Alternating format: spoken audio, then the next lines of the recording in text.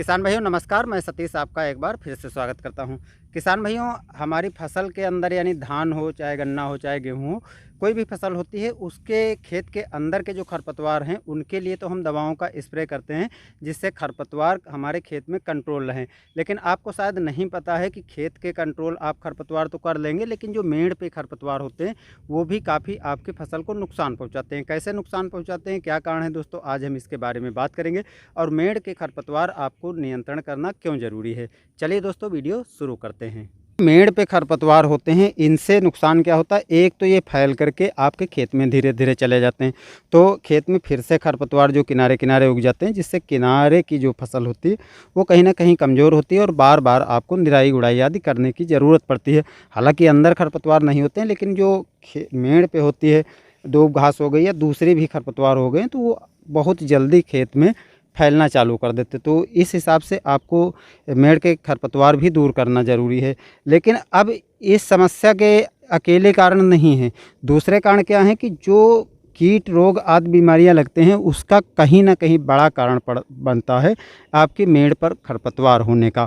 क्योंकि अगर मेड़ पे खरपतवार हैं तो जो कीट होते हैं जो आपकी फसल में लगते हैं, तो फसल में जैसे आपने दवाएं डाल दी तो फसल के अंदर तो नहीं जाएंगे, लेकिन उनका आगे का जो जीवन चक्र होता है, आगे की प्रक्रिया जो है अंडे रखना और प्यूपावस्था में जाना, ये सब प्रक्रिया वो अपने खेत पर जो मेड़ होती है उस पर जो खरपतवार होते हैं वहाँ पूरा कर लेते हैं, जिससे बहुत जल्दी जहाँ पर दवाओं का असर कम होता है तुरंत वो हमला कर देते हैं। और ये इनका जैसे कीट हैं तो अलग अलग कीटों का जीवन चक्र अलग अलग चलता रहता है और बहुत से फफूंद रोग फैलने का भी कारण बनता है, बहुत से कीट फैलने का कारण भी बनता है। तो इस कारण से दोस्तों आपको मेड़ के ऊपर जो खरपतवार हैं उनको भी दूर करना ज़रूरी है। अब दूर करने के लिए निराई भी आप कर सकते हैं और या तो फिर आप जो है दवाओं का स्प्रे कर सकते हैं। बेहतर रहेगा कि अगर आप दवाओं का स्प्रे करें तो दवाओं के स्प्रे करने में थोड़ा लंबे टाइम तक जो है खरपतवार नहीं उगेंगे। और कुछ ऐसी दवाएं आती हैं, जैसे यहाँ पर जो स्प्रे किया जा रहा है वो पैराकाट स्प्रे की जा रही है, तो इसको आप स्प्रे कर सकते हैं और ये आसानी से लगभग 4 से 5 घंटे के अंदर अंदर ही खरपतवार को मारना चालू कर देता है। तो बहुत जल्दी काम करता है। हालांकि दोबारा 15 से 20 दिन के बाद फिर से खरपतवार उग जाते हैं, तो आपको दोबारा भी दवाओं का स्प्रे करना पड़ेगा। बाकी दूसरी दवाएं जो अपने खेत में डाल रहे हैं उनको भी आसानी से डाल सकते हैं। तो यही फ़ायदा है कि जो खेत में जैसे आपने कीटनाशक डाल दिया, खरपतवार नाशी डाल दिया, तो खेत में जो बाद में कीट रोग फैलते हैं उसके वाहक जो है, क्योंकि आपके खेत के पास ही मौजूद हैं, तो वहाँ से आ जाते हैं। आपने देखा होगा कि धान की फसल में बहुत ज़्यादा ऐसे रोग होते हैं जो मेड़ पर खरपतवार होने के कारण ही फैलते हैं।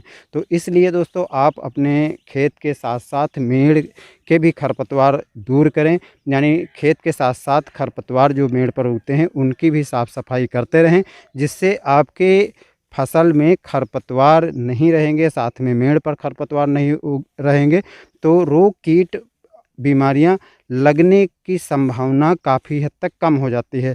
और दूसरी जो मैंने बताया था कि जैसे मेड़ पर खरपतवार हैं तो बहुत जल्दी खेत में भी फैल जाते हैं, तो वैसी भी समस्या आपके साथ नहीं आने वाली है। तो दोस्तों जानकारी कैसी लगी कमेंट में ज़रूर बताइएगा। मिलते हैं नए वीडियो के साथ। धन्यवाद।